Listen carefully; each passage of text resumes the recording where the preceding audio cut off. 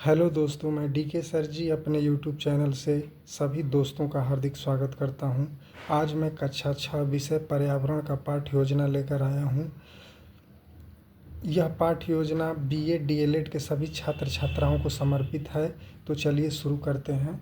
सबसे पहले हम पाठ्य योजना संख्या लिखेंगे यहाँ पे, फिर विद्यालय का नाम लिखेंगे, फिर छात्राध्यापक का नाम लिखेंगे जो छात्राध्यापक पठन पाठन कार्य को संचालित कर रहे हैं। फिर इसको हम पाठ्य योजना को 5 भागों में डिवाइड करेंगे। सबसे पहले दिनांक लिखेंगे, कक्षा लिखेंगे, विषय लिखेंगे, कालांश लिखेंगे, फिर अवधि लिखेंगे। सामान्य उद्देश्य के अंतर्गत बच्चों को पर्यावरण, जो हमारा प्रकरण है आज का, वो हमारे प्राकृतिक संसाधन है। सामान्य उद्देश्य के अंतर्गत बच्चों को पर्यावरण के विषय में जानकारी प्रदान करना, बच्चों में विषय पर्यावरण के प्रति रुचि एवं जागृति उत्पन्न करना, बच्चों को पर्यावरण का मानव जीवन पर पड़ने वाले प्रभावों से अवगत कराना, पर्यावरण संरक्षण की जानकारी बच्चों को प्रदान करना, बच्चों का प्रकृति के प्रति प्रेम उत्पन्न करना। फिर उसके बाद विशिष्ट उद्देश्य के अंतर्गत क्या लिखना है कि बच्चे प्राकृतिक संसाधनों के बारे में जानकारी प्राप्त करेंगे, बच्चे प्राकृतिक संसाधनों की उपयोगिता के बारे में जानकारी प्राप्त कर सकेंगे, बच्चे प्राकृतिक संसाधनों के संरक्षण को जान सकेंगे। शिक्षण विधि के अंतर्गत आपको प्रश्नोत्तर विधि, फिर स्पष्टीकरण विधि का प्रयोग करना है। सहायक सामग्री के अंतर्गत प्राकृतिक दृश्य का चित्र तथा अन्य कक्षा उपयोगी सहायक सामग्री का उपयोग करेंगे। उसके बाद पूर्व ज्ञान के अंतर्गत क्या लिखेंगे, बच्चे अपने पर्यावरण परिवेश से जुड़ी हुई प्राकृतिक तथा कृत्रिम वस्तुओं से परिचित हैं। उसके बाद प्रस्तावना को आपको 3 भागों में बांटना है। सबसे पहले क्रम संख्या लिखेंगे, उसके बाद छात्राध्यापक क्रिया लिखेंगे, फिर छात्र क्रिया लिखेंगे। अब छात्राध्यापक बच्चों से प्रश्न करेंगे कि पेड़ पौधों की पत्तियां क्यों हिलती हैं, तो बच्चे बताएंगे हवा के कारण। फिर प्रश्न हुआ कि हवा के प्रमुख स्रोत बताइए, तो बच्चे बताएंगे कि पंखा, कूलर, एसी। फिर प्रश्न पूछा गया छात्राध्यापक के द्वारा कि पंखा, कूलर, एसी कृत्रिम संसाधन है या प्राकृतिक संसाधन, तो बच्चे बताएंगे कृत्रिम संसाधन। फिर प्रश्न पूछा जाएगा कि प्राकृतिक संसाधनों के विषय में आप क्या जानते हो, तो बच्चे यहीं पे मौन हो जाएंगे, उनके लिए समस्या उत्पन्न हो जाएगी। फिर उद्देश्य कथन के अंतर्गत आपको क्या करना है, बच्चों आज हम लोग हमारे प्राकृतिक संसाधन पाठ का विस्तृत अध्ययन करेंगे। फिर प्रस्तुतिकरण आप कैसे करेंगे, इसको हम जो है 4 भागों में डिवाइड करेंगे। सबसे पहले शिक्षण बिंदु लिखेंगे, फिर छात्राध्यापक क्रिया लिखेंगे, फिर छात्र क्रिया लिखेंगे, फिर श्याम पटकारी। शिक्षण बिंदु के अंतर्गत आप प्राकृतिक संसाधनों के अंग को यहाँ मेंशन करेंगे। प्रश्न आपके द्वारा पूछा जाएगा कि प्राकृतिक संसाधनों के प्रमुख अंग कौन कौन से हैं, तो बच्चे मौन हो जाते हैं। तो अब बच्चे क्या करेंगे, आपकी व्याख्यान या स्पष्टीकरण को ध्यानपूर्वक सुनेंगे और श्यामपट्ट कार्य पे आपको कुछ प्राकृतिक संसाधनों के अंगों को यहाँ पे मेंशन कर देना है, जैसे कि मिट्टी हुआ, हवा हुआ, पानी हुआ, सूर्य हुआ।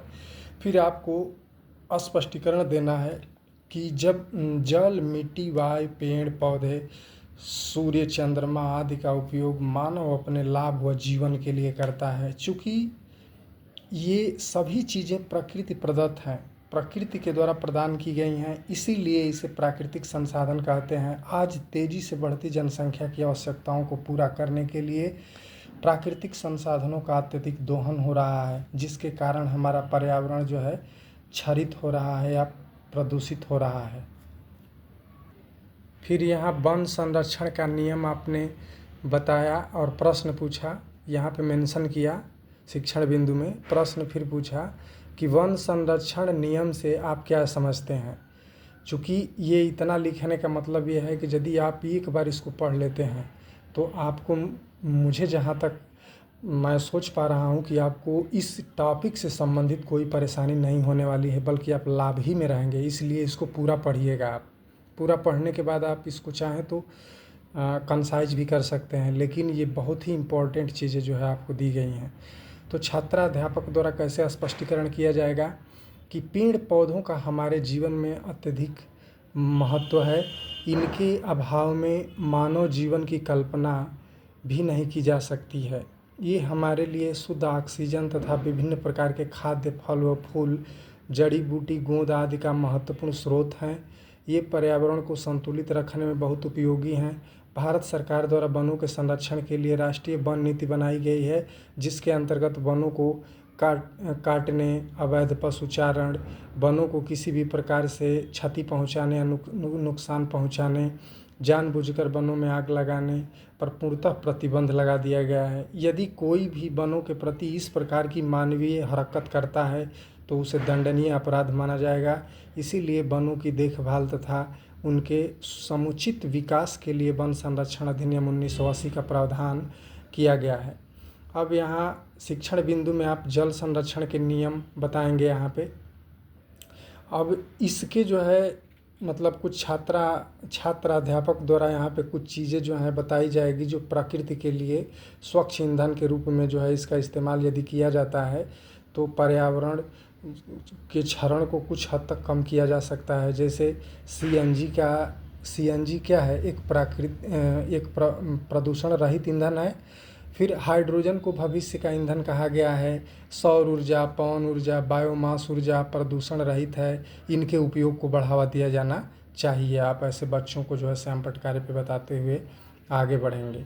फिर जल संरक्षण के नियम से आप क्या समझते हैं, बच्चों को प्रश्न पूछेंगे और बच्चे ध्यानपूर्वक सुनेंगे। बच्चों को तो पता नहीं है, उनको आपको बताना है। तो आप बताएंगे कि जल संरक्षण के कुछ प्रमुख उपाय निम्न हैं। नदियों, कुओं, तालाबों की नियमित सफाई की जानी चाहिए। आवश्यकता से अधिक पानी के प्रयोग पर पाबंदी लगानी चाहिए। टूटे नलों की पाइपें, टोटी की मरम्मत की जानी चाहिए समय समय पर। पानी लेने के बाद नल की टोटी को ठीक ढंग से बंद कर देना ताकि टपक द्वारा पानी नष्ट होने से बचाया जा सके। रसायनों, कीटनाशकों से जल स्रोतों की रक्षा की जानी चाहिए। उसके बाद आप बच्चों को कुछ बताएंगे कि खराब पड़ी नलों, कल, बावड़ी की नियमित रूप से सफाई, टपक बूंद को ठीक करने जैसे उपाय जो है बच्चों को श्यामपट्ट पर जो है लिख करके आपको बताना होगा। उसके बाद शिक्षण बिंदु के अंतर्गत आपको वायु प्रदूषण के कारण पर बच्चों से प्रश्न पूछा जाएगा कि बच्चों वायु प्रदूषण कैसे हो रहा है या कैसे होता है। तो बच्चों को पता नहीं है, वो मौन हो जाते हैं। तो आपको स्पष्टीकरण देकर बच्चों को बताना होगा और छात्र ध्यानपूर्वक आपके स्पष्टीकरण को सुनेंगे। तो आप क्या बताएंगे बच्चों को कि बच्चों, तेज़ी के साथ बढ़ती जनसंख्या इसका कारण है। पेड़ों की अंधाधुंध कटाई हो रही है। वृक्षारोपण के प्रति उदासीनता बढ़ रही है। उद्योग धंधों का तेज़ी से विस्तार हो रहा है। शहरीकरण की प्रक्रिया का तेज़ी से विस्तार हो रहा है। कल कारखानों, चिमनियों से निकले विषैले पदार्थ हमारे पर्यावरण को तेज़ी से प्रभावित कर रहे हैं। हवा में सांस लेना भी दूभर होता जा रहा है, जिसके कारण लोगों की जान और माल दोनों खतरे में पड़ गया है। फिर यातायात के साधनों का तेज़ी से विस्तार हो रहा है। खेतों में कृषि के बाद बचे अवशिष्ट पदार्थों को खेत में ही जला दिया जाता है, जिसके कारण भी वायु दूषित हो रही है। जीवाश्म ईंधनों का अत्यधिक दोहन हो रहा है। लकड़ी, उपले तथा अन्य चीज़ों पर अत्यधिक निर्भरता बढ़ती जा रही है, जिसके कारण हमारा वायु प्रदूषित हो रहा है। घरेलू कचरों को निस्तारण करने का अभाव दिख रहा है। प्राकृतिक संसाधनों का अनुचित तरीके से अत्यधिक दोहन, जिसका प्रभाव दूरदर्शी होगा। यह आज समझ में नहीं आ रहा है, इसका प्रभाव जो है दूरदर्शी होगा। कृषि से लेकर उद्योगों तक में विभिन्न प्रकार के रसायन और कीटनाशकों का अनुचित प्रयोग कहीं न कहीं हमारे पर्यावरण प्रदूषण यानी डिग्रेडेशन के लिए जो है जिम्मेदार है। तो छात्र अध्यापक द्वारा लिखी गई चीज़ों को, श्यामपट्ट पर मेंशन की गई चीज़ों को ध्यानपूर्वक अपनी कॉपी में उतारेंगे और उनको बताएंगे कि वायु प्रदूषण के कारण हमारे स्वास्थ्य पर बुरा प्रभाव पड़ता है, जिसके कारण विभिन्न प्रकार की स्वास्थ्य संबंधी समस्याएं जो हैं दिनों दिन जो है वो देखने को मिल रही है। और इसी के साथ ही आप निरीक्षण का कार्य करेंगे। छात्राध्यापक कक्षा में घूम घूम कर बच्चों की कॉपियों का निरीक्षण करेंगे जब वह श्यामपट्ट कार्य उतार रहे होंगे। उसके बाद आपके द्वारा बच्चों को जो है गृह कार्य दिया जाएगा, और गृह कार्य के रूप में आपको दिया जाएगा, बच्चों को आपके द्वारा दिया जाएगा कि वायु प्रदूषण को कैसे रोका जा सकता है, वनों का संरक्षण क्यों ज़रूरी है। इस टॉपिक पर बच्चे लिख कर लाएंगे।